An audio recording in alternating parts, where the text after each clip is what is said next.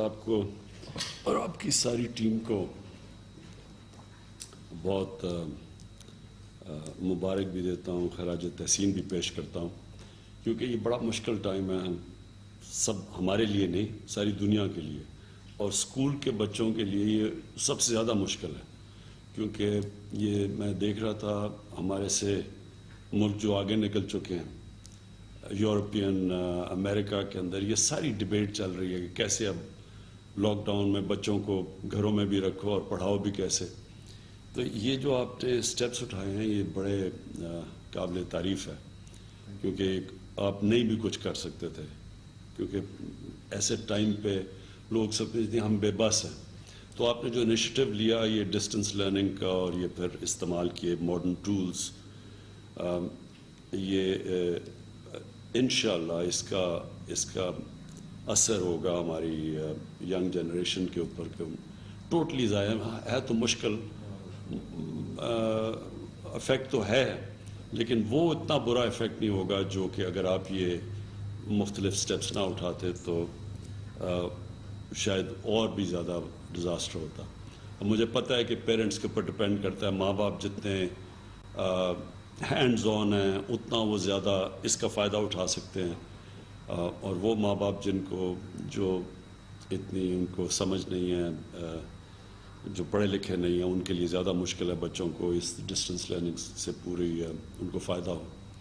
لیکن اس میں دو تین چیزیں میں آپ کو کہنا چاہتا ہوں کہ ایک جو ٹیچرز ٹریننگ ہے، میرے خیال میں اگر یہ جو اس ساری ایکسرسائز سے چیز سامنے آئی ہے وہ ٹیچرز ٹریننگ ہے، کیونکہ آپ ہمارے پاس اتنی انسٹیٹیوٹس نہیں ہیں، لیکن ہم اگر اس آن لائن اگر ٹیچرز کو ٹرین کر سکیں اور ہم ان کے لیے کورسز رکھ سکیں ٹیچرز کے لیے، یہ بہت بڑی سروس ہوگی. اور خاص طور پہ میں نے یہ ریموٹ علاقوں میں دیکھا ہے کہ نہ سائنس کا ٹیچر ملتا ہے، نہ وہ ٹیچر ملتا ہے میتھمیٹکس کا، تو بڑا مشکل ہوتا ہے بچوں کے لیے. یعنی پہلے سے بچے دیہاتی علاقوں میں پیچھے رہ جاتے ہیں، تو یہ بڑا کمپنسیٹ کر سکتا ہے دور دراز علاقوں میں اگر آپ اس کا استعمال کریں. پہلے تو ٹیچرز کو بھی، لیکن پھر دور دراز علاقوں میں اگر انشاءاللہ کووڈ کے بعد بھی پھر بھی ہم پہنچ سکتے ہیں، کم از کم بہتر ایجوکیشن دے سکتے ہیں. کیونکہ ابھی پھر سے پرابلم آتا ہے کہ وہاں مجھے میاں والی کا جو دو تحصیلیں ہیں، عیسیٰ خیل جو تحصیل ہے وہ بڑی ریموٹ ہے، تو ادھر ساری جو بچوں کے سکول ہیں وہ بند پڑے کیونکہ وہ بچیاں پڑھتی نہیں ہیں، وہاں فیمیل ٹیچرز نہیں ملتی، تو وہ ایک وشس سرکل میں پھنسے ہوئے، نرسز نہیں ملتی وہاں، کیونکہ وہ دور علاقہ، یہاں سے لیڈی ڈاکٹرز جاتی نہیں ہیں، وہاں سے ڈاکٹرز پروڈیوس نہیں ہو رہی، تو ایک وشس سائیکل میں یہ بڑے بیکورڈ علاقے پھنسے ہوئے ہیں. تو یہ بڑی اچھی اپرچونٹی ہے کہ ہم ان علاقوں کے اندر جب تک ہمارے پاس انفراسٹرکچر نہیں ڈیولپ ہوتا تو ہم وہاں تک پہنچ سکتے ہیں اس کے ذریعے. یہ جو آپ نے نئی چیزیں آپ اور میرے خیال میں اس سے آپ نے سیکھا بھی بہت ہے، اس میں بڑی لیسنز ہیں. یہ بڑا اچھا کیا آپ نے وہ جو انٹریکشن کیا، کیونکہ جب آپ نے انٹریکشن کیا ہوگا لوگوں سے تو کئی چیزوں کا آپ کو پتہ چلا ہوگا جس سے آپ امپروو کر سکتے ہیں. جو فائنلی جو آپ کی آخر میں سمجھتا ہوں بہت بڑی کامیابی ہے، ایک کریکولم سنگل سلیبس، یعنی کور سلیبس جو ہے سارے پاکستانیوں کے لیے وہ ایک ہو. یہ میں 24 سال سے پبلک کو وعدہ کر رہا ہوں کہ جب بھی انشاءاللہ اللہ باری دے گا تو ہم ایک سلیبس لے کے آئیں گے. یہ سب سے مشکل کام ہے، یہ آسان نہیں ہوگا، آپ کو اس میں بڑی رکاوٹیں آئیں گی، لیکن اس کے علاوہ کوئی دوسری چیز نہیں ہے. یہ کرنٹ جو سسٹم ہے، یہ جو ملک میں ڈویژنز پیدا کرتا ہے، اردو میڈیم، انگلش میڈیم، دینی مدرسے، یہ ملک کو یہ ہمیں ایک قوم نہیں بننے دیتا. صحیح بات ہے. آپ جن لوگوں کے اوپر سب سے زیادہ پیسہ خرچ کرتے ہیں ان کو ڈی پاکستانائز کروا دیتے ہیں، یعنی پاکستانیت ان میں کم کر دیتے ہیں، ختم کر دیتے ہیں. یہ ہر جگہ جدھر کلونیل سسٹم آف ایجوکیشن تھا، جدھر میں وہ پڑھا تھا سنگاپور میں، وہاں چائنیز میڈیم، انگلش میڈیم، وہاں بھی پوری ایک ڈویژن آ گئی ایلیٹ کو، اور یہ ہر جگہ انڈیا کے اندر بھی انہوں نے کریپل کیا. تو یہ ایک سلیبس ایک قوم بنائے گا، اور اس کا جو کورس کورس سبجیکٹس ہیں وہ سب کو پڑھنے چاہیے.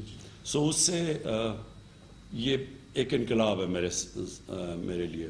اور انقلاب کے علاوہ جو ہم اپرچونٹیز نہیں دیتے اپنے نچلے طبقے کو اوپر آنے کے لیے, پوری ایک لمٹ ان کے پوٹینشیل پہ لمٹ پیدا کر دیتا ہے جو ہمارا سسٹم ہے. تو نمبر 1 وہ. سیکنڈلی دینی مدرسوں کو مین سٹریم کرنا, یہ بہت بڑی یہ انشاءاللہ یہ آگے آپ جا کے یہ بہت بڑی سروس ہے پاکستان میں. میں آپ کو ضرور پڑھنی چاہیے GW لیٹنر کی کتاب, وہ میں نے پڑھی, جو پہلا گورنمنٹ کالج کا پرنسپل تھا لائٹنر. اس نے جو پورا بتایا کہ کیسے انگریزوں نے ہمارا مسلمانوں کا ایجوکیشن سسٹم ختم کیا 1857 کے بعد. اور انگریزوں نے جب اس سے پہلے اس نے پنجاب کی لٹریسی ریٹ دکھائی تھی تقریباً 80% تھی.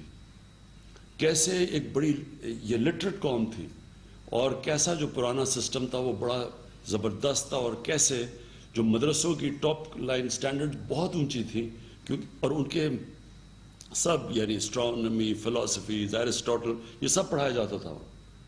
اور کیسے انہوں نے ان کی انڈاؤمنٹس ختم کی اور ان کے سارے اینڈ میں ان کو تنخواہوں پہ رکھا, سٹاف کیا سسٹم. اور ایکچولی 1857 کے بعد لٹریسی گرتی گئی جو تھے. سو یہ جو آپ دینی مدرسوں کو, اور دینی مدرسوں میں سارے سکھ بھی جاتے تھے, ہندو بھی جاتے تھے, یعنی سب پڑھتے تھے وہاں جا کے. تو وہ جو سسٹم ہمارا تباہ ہوا اور اب مدرسوں کو بالکل آئسولیٹ کر دیا, یہ بہت بڑی سروس آپ کر رہے ہیں. تو اور جو نیشنل ایجوکیشن پالیسی, اس کی بڑی ضرورت ہے. اور سکلز ایجوکیشن سب سے امپورٹنٹ ہے اس وقت. سکلز ایجوکیشن, کیونکہ ینگ پاپولیشن ہے, ان کو روزگار چاہیے.